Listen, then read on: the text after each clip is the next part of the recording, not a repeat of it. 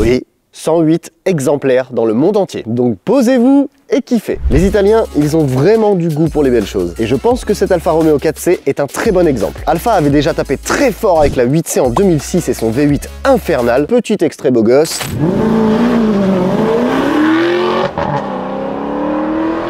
Et bien encore une fois, ils ont voulu épater la galerie avec la 4C en 2013. Oh my god, et voici la toute dernière pièce de cette collection Instant Vroom été printemps. Mais qu'est-ce qu'il fait? Oh my god, la référence à Yves Saint Laurent primaire. Oh my god, oh my god. Alfa Romeo, c'est une marque italienne qui possède une solide renommée en compétition et une incroyable fidélité auprès de ses passionnés. Forcément, quand vous servez sur un plateau ce genre de voiture, ça émoustille clairement les papilles. Alors, au menu du jour, je peux vous proposer, monsieur, une Mytho QV SBK. Elle est maturée depuis 2013, c'est formidable. Non, j'en ai déjà mangé il y a pas longtemps. Vous auriez pas quelque chose d'un peu plus... Oh, je vois que monsieur est un fin connaisseur. Oh, un petit peu, vous avez remarqué.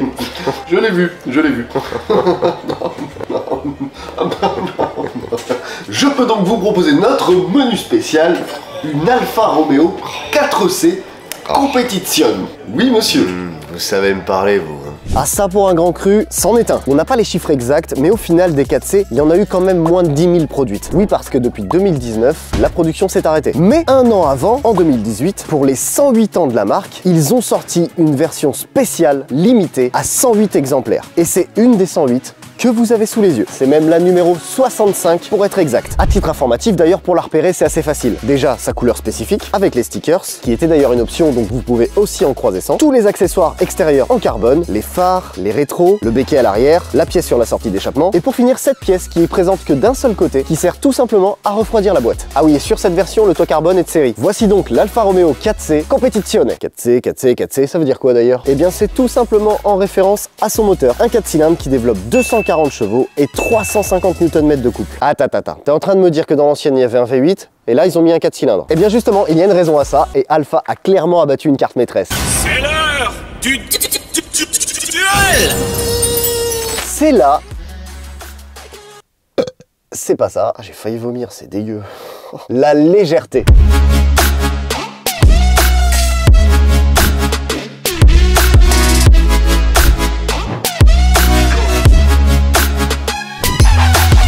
Ah, et puis à l'intérieur, vous pouvez pas la louper. Vous apercevez toute la monocoque carbone. J'ai même enlevé un petit tapis histoire que vous voyez bien à quoi ça ressemble. C'est ouf parce que quand t'aperçois tout ça, t'as l'impression d'être dans une baignoire de carbone. Et en plus de la monocoque carbone, vous avez un châssis entièrement en carbone. Résultat sur la balance ? 900 kg. Bon, pour ce qui est du reste de l'intérieur, moins il y a d'éléments, mieux c'est. Ah bah oui, question de poids. Hein. Les sièges signés Sabelt sont un petit peu raides, je vais pas vous mentir. Vous avez également un seul écran de contrôle juste en face de vous. Et pour le style, bah sur l'assise, vous avez du cuir et de l'Alcantara. Et comme sur plusieurs Alfa Romeo, vous avez bien évidemment le DNA. Ah, nous avons la gendarmerie qui vient nous voir. Bonjour. Non, il s'arrête pas. Ils ont vu ma petite tête d'imberbe, là ils se sont dit non, on va pas l'arrêter, lui, il a une tête de chibre.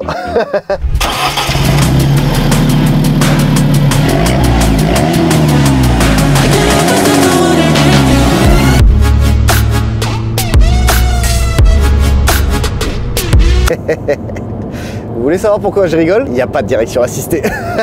Oh, une petite voiture sans permis. Nous allons donc pratiquer un petit dépassement. Et attention...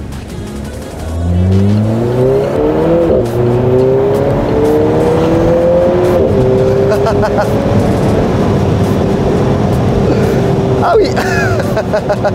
Oh la vache. Alors comment vous dire? Inconsciemment je l'ai comparé à l'Alpine, mais il faut pas que je la compare à l'Alpine.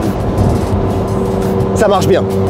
Ça marche vraiment bien. Je m'attendais à ce qu'il y ait plus d'à-coups, mais en fait non. Par contre, et là-dessus j'insiste, tu sens qu'elle est beaucoup plus radicale que l'Alpine.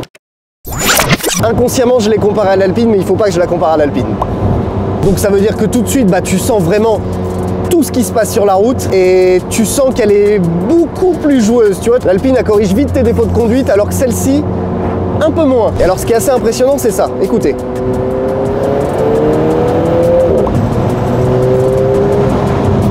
Je sais pas si vous entendez, mais l'aspiration, elle est juste ici.